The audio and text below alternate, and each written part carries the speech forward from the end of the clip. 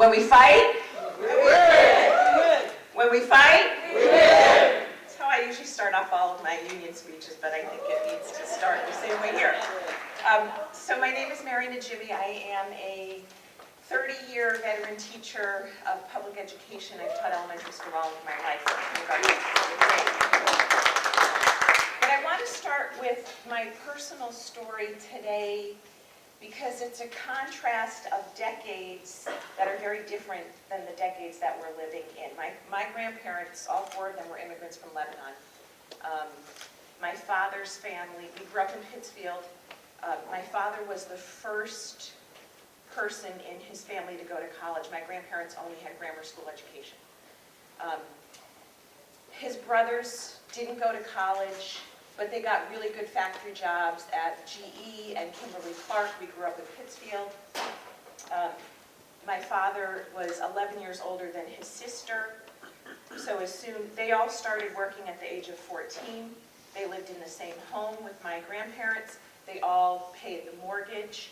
So it was a working class family that had a chance to have a stable economic life.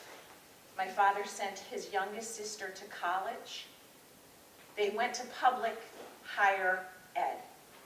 My father became a teacher, and then on his teaching salary, put 3 kids, me and my 2 sisters, through, my sister and my brother, through community college and public higher ed. I went to Framingham State, my brother Salem State, my sister UMass Boston, and we all came out debt-free. And that was my generation is the last generation that was able to do that. My uncles who worked in factories had pensions. They had health insurance. They had a living wage. And then by the time they retired, their jobs were shipped out to Mexico, where GE only paid 10 cents an hour, no benefits, sweatshops, etc. So today is a very different time, right? Our economy is one that there is no jobs and job security. It's a gig economy, and everybody's a contractor. And we've been living for 30 years in the public sector under austerity budgets, austerity narratives, whether it's public transportation or public education or the post office. What austerity is designed to do is starve the public of resources, to break the public sector on purpose, and then hold it accountable for its failures as the justification to privatize it. And that's the biggest fight that we are seeing in the public sector around public education now. So what's the solution? The labor movement, right? The labor movement, in its definition, in its founding, was built on social, racial, and economic justice. But the problem is when the labor movement then decided to tie itself to the Democratic Party, right, it lost its way. And so, but we see a really exciting rebirth of the labor movement, particularly through educators' unions. And we now start to see the private sector union coming back, because the one thing that we have as a labor movement to make change is to withhold our labor, to disrupt the status quo and withhold our labor. And we saw that when they tried to shut down the government. What ended the government shutdown? The airline strike, right? There's a vibrant "one job should be enough" national campaign of hotel, restaurant workers. Here in Massachusetts, we had the Marriott strike a year ago.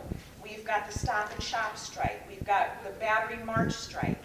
And even non-unionized workers like Wayfair, they're striking for somebody else, right? They were striking for the inhumane conditions of kids being kept in cages, and they're not even protected by a union.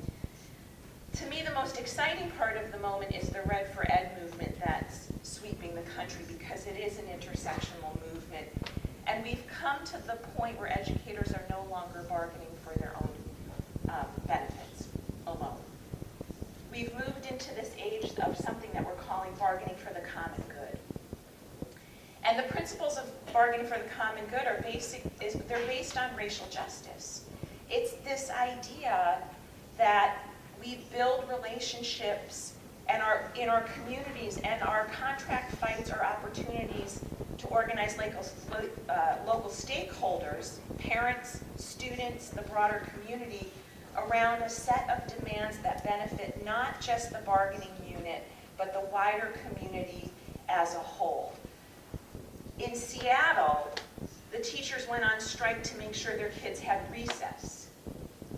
In Los Angeles, they went on strike to make sure every school building had a nurse, and that they have community schools instead of charter schools.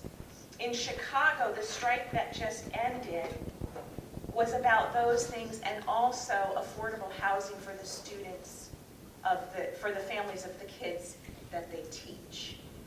And so, and then we just had our first strike here again.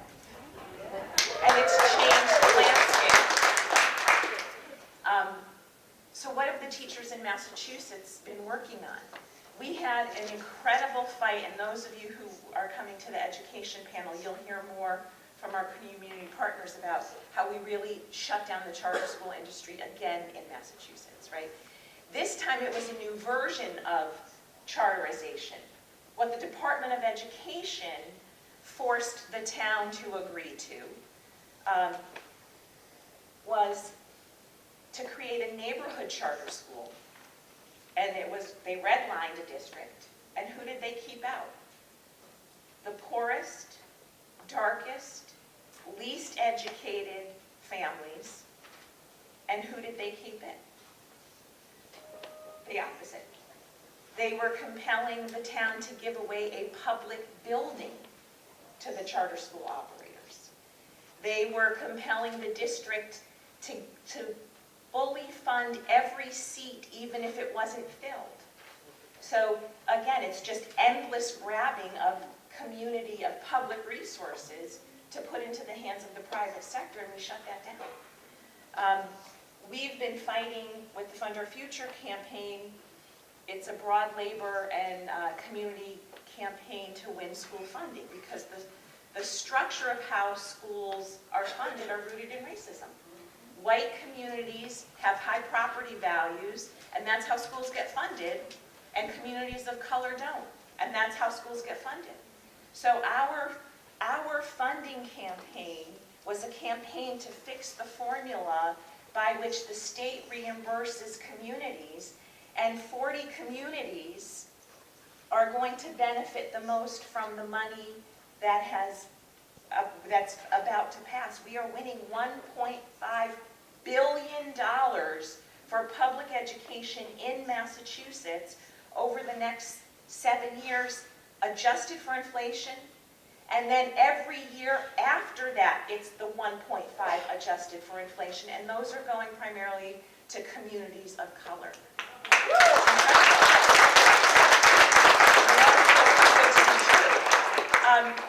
But we still, and that's just getting us out of the basement. That's not solving the full problem of school funding. But it is going to significantly mitigate the impact of lack of funding in our communities of color. But we still have the problem of higher ed, right? Public higher education in Massachusetts was designed also to serve working class, working poor, and communities of color. And they are subjected to the same austerity measures. So our next fight is to bring in $600 million for public higher education as just one way to put us on the road towards debt-free college.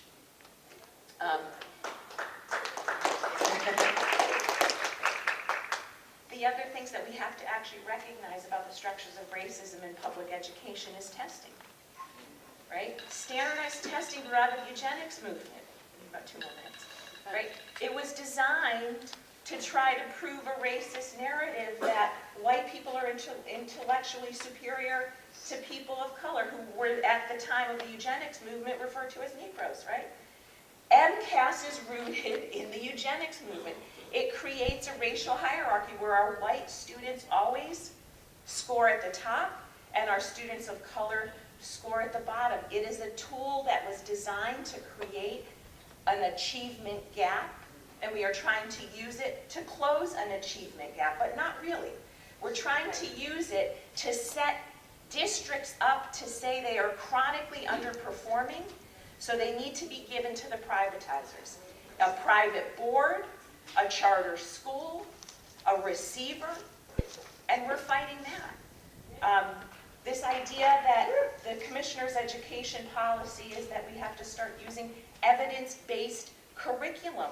All that is the occupation of our classroom by Pearson, who's profiting off test prep, the test itself, the test review, and all of the curriculum that we need to, teach our kids.